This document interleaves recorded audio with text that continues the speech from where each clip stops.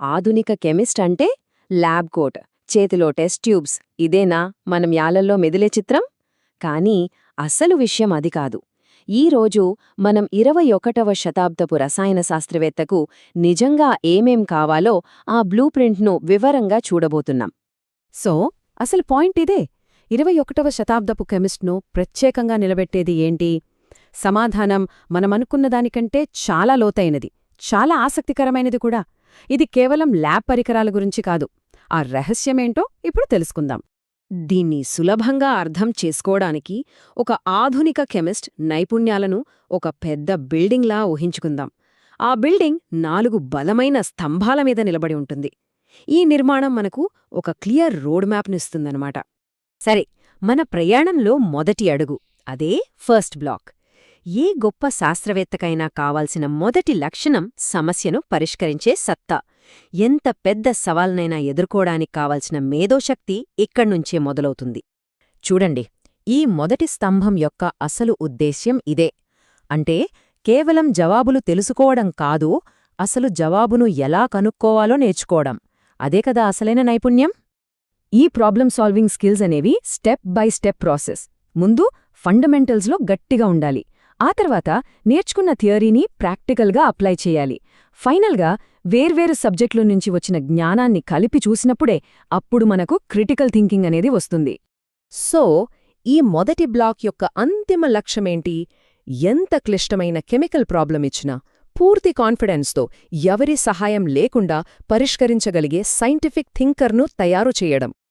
Okay, సమస్యను solve చేసే mind set అయితే వచ్చింది. మరి ఆ సమస్యలను పరిష్కరించడానికి టూల్స్ వేండావా?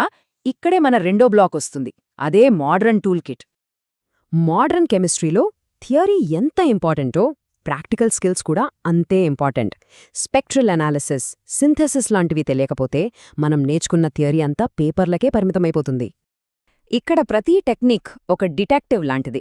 ఉదాహరణకు, ఎన్ఎంఆర్ ఒక మాలిక్యూల్ యొక్క బ్లూ ప్రింట్ గీస్తే ఐఆర్ అందులో ఏ ముఖ్యమైన భాగాలున్నాయో గుర్తిస్తుంది. ఇలా అన్ని క్లూస్ని కలిపినప్పుడే మనకు ఆ మాలిక్యూల్ యొక్క పూర్తి చిత్రం కనిపిస్తుంది. ఈ స్కిల్స్ వల్ల వచ్చే ఫలితమేంటి? సింపుల్. మోడర్న్ పరికరాల నుంచి వచ్చే డేటాను వాడటంలో, దాన్ని అనలైజ్ చేయడంలో మాస్టరీ సంపాదించిన ఒక ఎక్స్పర్ట్ తయారవుతాడు. సరే, ఇప్పుడు మూడో బ్లాక్కి వద్దాం. ఇక్కడ అసలైన ట్రాన్స్ఫార్మేషన్ మొదలవుతోంది. కేవలం విషయాలు తెలుసుకోవడమే కాదు, ఒక నిజమైన రీసెర్చర్లా ఎలా ఆలోచించాలో నేర్చుకోవడం. ఇక్కడ 2 విషయాలు చాలా ముఖ్యం. 1, రీసెర్చ్ ఎలా చేయాలో తెలియడం. 2, చేసిన రీసెర్చ్ను నలుగురికి ఎలా చెప్పాలో తెలియడం. ఎందుకంటే ఒక అద్భుతమైన ఆవిష్కరణ చేసి దాన్ని ప్రపంచానికి సరిగ్గా చెప్పలేకపోతే దానికి విలువేముంటుంది? ఇది ఒక సైంటిఫిక్ డిస్కవరీ యొక్క జర్నీ అనమాట.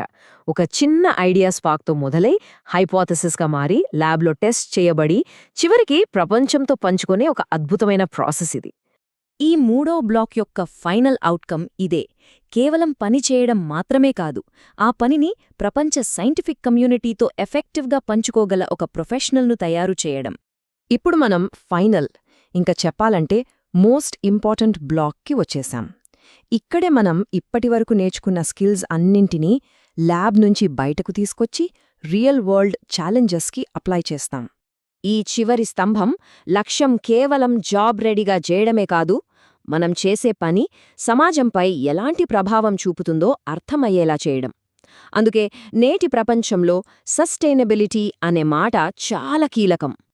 ఈ అడ్వాన్స్డ్ కెమిస్ట్రీ స్కిల్స్ అనేవి కేవలం ల్యాబ్ గోడల మధ్య ఆగిపోవు. రీసెర్చ్, ఎడ్యుకేషన్, ఇండస్ట్రీ, ఇన్నోవేషన్, ఇలా ఎన్నో రంగాల్లో రాణించడానికి ఇవి ఒక బలమైన పునాది వేస్తాయి. ట్రెడిషనల్ కెమిస్ట్రీకి, సస్టైనబుల్ కెమిస్ట్రీకి మధ్య ఉన్న తేడా ఇక్కడ చాలా స్పష్టంగా కనిపిస్తుంది.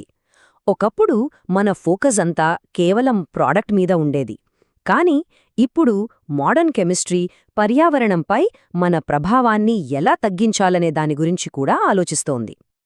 ఫైనల్గా ఈ చివరి బ్లాక్ యొక్క అవుట్పుట్ ఏంటంటే, మోడర్న్ వర్క్ ప్లేస్కి అవసరమైన అన్ని స్కిల్స్తో పాటు బాధ్యత కూడా ఉన్న ఒక సైంటిస్ట్.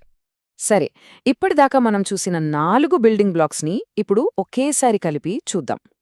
ఈ 4 స్తంభాలు కలిసి ఒక మోడర్న్ కెమిస్ట్రీ యొక్క కంప్లీట్ పిక్చర్ని ఎలా చూపిస్తాయో గమనిద్దాం.